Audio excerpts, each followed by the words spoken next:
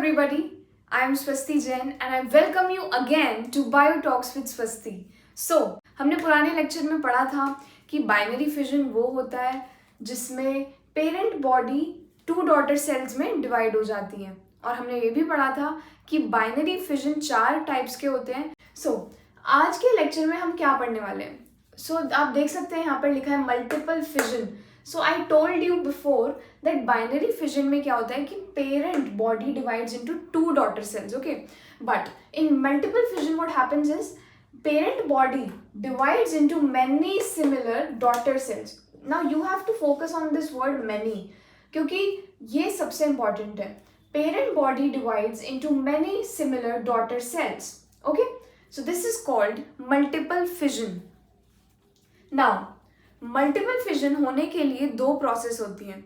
Multiple fission का example है amoeba, जो कि हम पहले भी पढ़ चुके हैं और हम सबको पता है अमीबा हम बचपन से पढ़ के आ रहे हैं. It is a unicellular organism, मतलब ये इसमें सिर्फ एक सेल होता है और इसमें सूडोपोडिया होता है. एंड सूडोपोडिया बहुत इंपॉर्टेंट इसका फंक्शन प्ले करता है for everything. So you can see here that amoeba is the example of multiple fission. Now आप ये सब नोट कर सकते हैं साथ साथ मेरे साथ, जहाँ पर मैं फोकस करती जा रही हूँ आप वो सब नोट कर लीजिए. उसके बाद है encystation and sporulation. So multiple fission में 2 प्रोसेस होती हैं. Number 1 is encystation, number 2 is sporulation. So what happens during encystation? So encystation occurs during unfavorable conditions and sporulation occurs during favorable conditions. So इन दोनों में एक major difference ये है. तो encystation during unfavorable conditions, amoeba withdraws pseudopodia and develops a 3-layer cyst called encystation. So अभी आपको ये समझ नहीं आया होगा.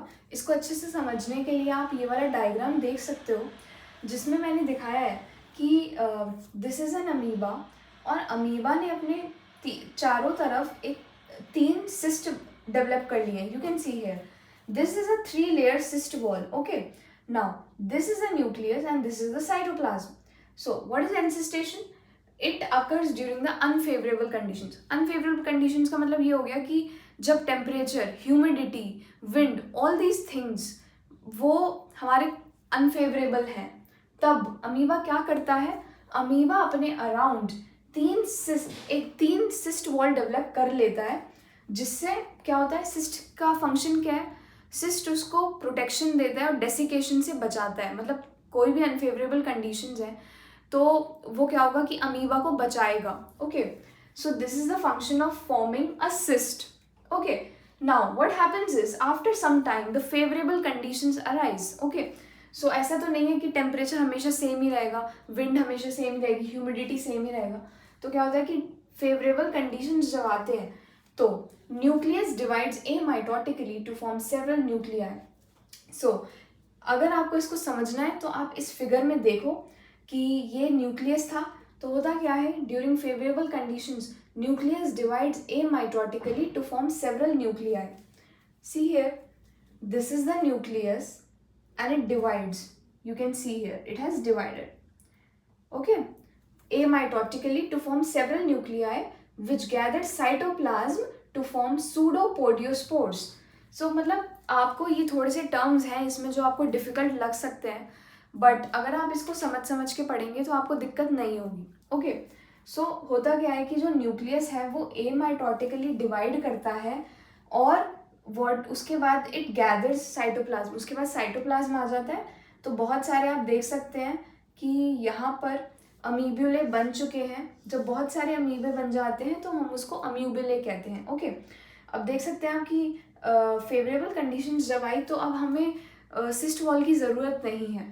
तो जो क्या है कि जो सेल वॉल है वो रप्चर हो चुकी है. In this figure you can see and many amoebulae are formed. See यहाँ पर लिखा भी है मैंने कि then the cyst wall breaks and these are released which developed into amoebae called sporulation. Okay, so sporulation हो जाता है. यहाँ पर आप देख सकते हो कि जितने भी ये अमीब्यूले बने थे ये हमारे रिलीज हो जाते हैं जब सेल वॉल रप्चर हो जाती है। क्या आप सभी को ये समझ आया? तो अगर मैं इसको दोबारा रिपीट करूं तो मैं ये कहना चाह रही हूँ कि मल्टीपल फिजन अमीबा में होता है, जिसमें क्या होता है कि पहला प्रोसेस तो होता है हमारा एनसिस्टेशन और दूसरा प्रोसेस होता है स्पोरुलेशन। एनसिस्टेशन में क्या होता है कि अमीबा के अराउंड 3 लेयर बन जाती हैं सिस्ट की, ताकि वो उसे प्रोटेक्ट कर सके। उसके बाद जो न्यूक्लियस होता है अमीबा का वो एमाइटोटिकली डिवाइड करता है, फिर साइटोप्लाज्म गैदर करता है और बहुत सारे अम्यूबिले बन जाते हैं। उसके बाद the cell wall is ruptured and this process is and all these amoebae are released in the air, okay, and this process is called, what is it called? It's called sporulation, okay. So this is very important, so आप ये सब note down कर लीजिए, फिर हम आगे बढ़ते हैं. So now you have to write a note that sporulation also occur in monocystis and plasmodium, okay. So sporulation Monocystis में होता है, मोनोसिस्टिक एक प्रोटिस्टा है, और प्लाज्मोडियम में भी होता है, प्लाज्मोडियम एक स्पोरोजोन है, okay. Plasmodium is a basically malarial parasite, okay. So Plasmodium causes malaria and Monocystis is a protista that I am very sure कि आपने एनिमल किंगडम में पढ़ा होगा. उसके बाद हम आते हैं एक बहुत इंपॉर्टेंट टॉपिक में, जो आप आगे भी पढ़ेंगे, ह्यूमन हेल्थ और डिजीज़ में आप पढ़ेंगे डिजीज़ के बारे में, जिसमें आप मलेरिया पढ़ेंगे, और उसमें आपको बताया जाएगा कि मलेरिया प्लाज्मोडियम से कॉज होता है when it enters the liver, okay.